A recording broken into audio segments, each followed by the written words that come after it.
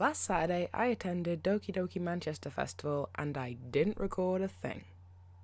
But I still wanted to make a video.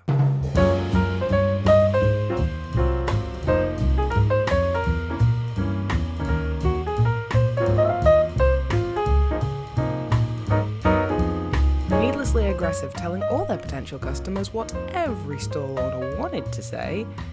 We are needlessly aggressive and we want your money. They had badges, comics, a mystery "You Are Not a Winner" box, and I was tempted by the "Shut Up and Bring Me" mugs, but I don't drink tea or coffee. Perhaps if they'd had a "Bring Me Hot Chocolate" mug? I got another Christmas card from House of the Rising Bun. I wasn't going to get the Valentine themed one, but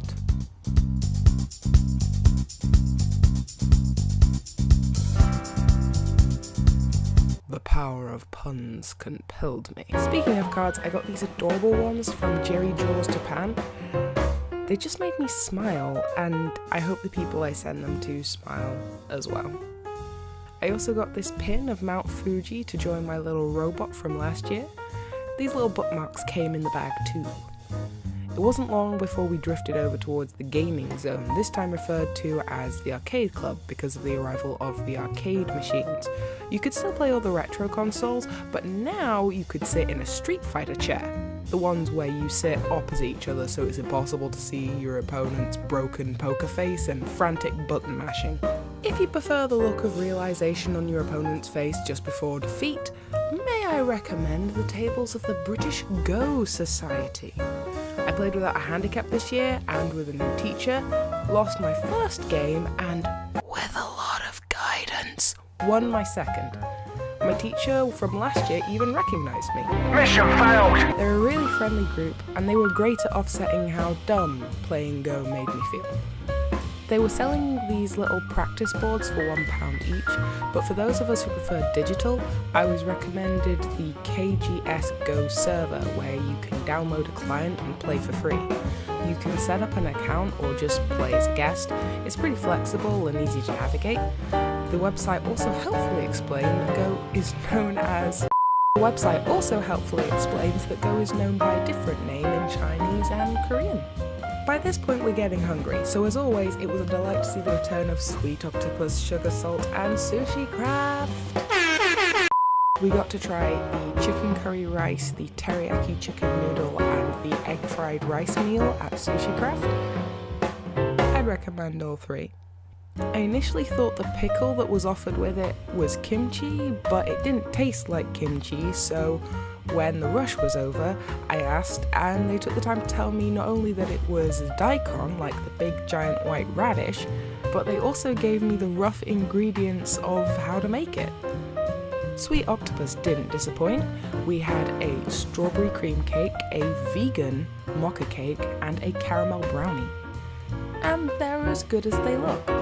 Or sound. I don't know if I find a picture of them yet. I got another chocolate chip melon pan from Sugar Salt, and it tasted just as good as last year. I also got this cute apple bread. The stem is a stick of milk chocolate and there's a sweet apple filling inside, a bit like apple pie filling.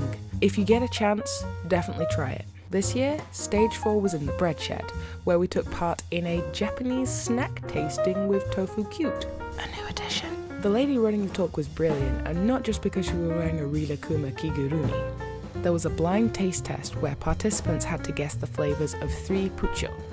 The loser, unfortunately, was blended into limited edition pucho at the end of the festival.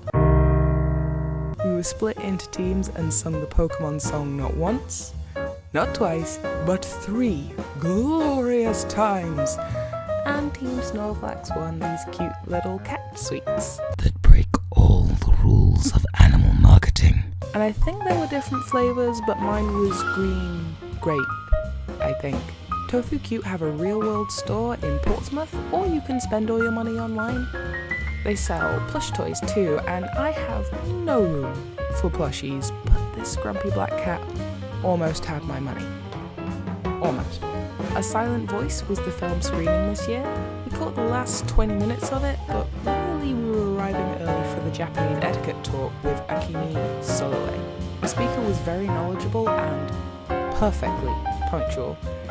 She talked about the many parallels between Japan and Britain, not only in etiquette but also in history. A few of the topics she covered I already knew about, but I still learned a lot. And here's a list of events we didn't get to see. From what I can tell, Doki Doki is going from strength to strength, and next year is a big one.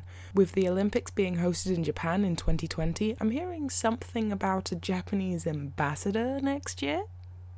Hope to see you then.